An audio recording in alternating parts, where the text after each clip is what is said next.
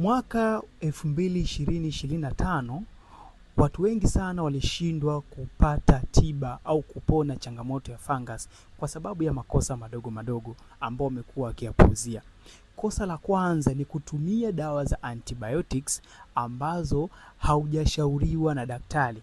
Unatumia kiholela holela kwa sababu unapata hali ya miwasho, korodani zako zinachubuka, sehemu zako za siri zinapata uvimbe au unapata wekundu katika sehemu zako za siri. Umekuwa ukitumia antibiotics bila kupata ushauri na ndio maana umekuwa hauponi changamoto hiyo. Lakini kosa la pili ni kutumia vyakula vyenye sukari nyingi. Hii imeshawaathiri watu wengi sana ambao wanapata michubuko katika sehemu zao za siri. Michubuko ukeni, michubuko katika korodani imekuwa haiponi kwa sababu ya matumizi ya vyakula vingi vyenye sukari nyingi na vinasababisha changamoto hii inashindwa kuisha. Lakini kosa la tatu ni kuvaa nguo ambazo zinabana katika sehemu zao za siri, kwa maana ya kwamba anavaa nguo zenye asili ya nylon lakini pia zinabana sehemu zake za siri, zinashindwa kupitisha hewa. Hii pia ni changamoto ambayo pia imekumba watu wengi sana, wameshindwa kupona changamoto hiyo ya fungus katika mwaka wa 2025. Ikiwa wewe pia bado una tatizo kama hili,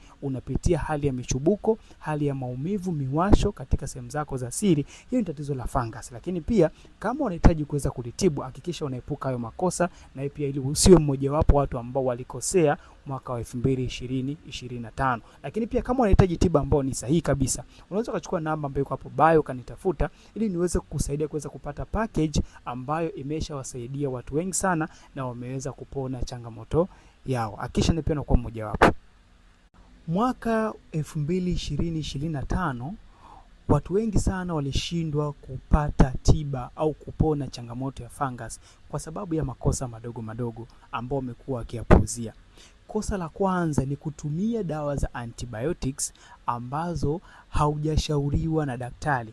Unatumia kiholela holela kwa sababu unapata hali ya miwasho, korodani zako zinachubuka, sehemu zako za siri zinapata uvimbe au unapata wekundu katika sehemu zako za siri. Umekuwa ukitumia antibiotics bila kupata ushauri na ndio maana umekuwa hauponi changamoto hiyo. Lakini kosa la pili ni kutumia vyakula vyenye sukari nyingi. Hii imeshawaathiri watu wengi sana ambao wanapata michubuko katika sehemu zao za siri. Michubuko ukeni, michubuko katika korodani imekuwa haiponi kwa sababu ya matumizi ya vyakula vingi vyenye sukari nyingi na vinasababisha changamoto hii inashindwa kuisha. Lakini kosa la tatu ni kuvaa nguo ambazo zinabana katika sehemu zao za siri, kwa maana ya kwamba anavaa nguo zenye asili ya nylon lakini pia zinabana sehemu zake za siri, zinashindwa kupitisha hewa. Hii pia ni changamoto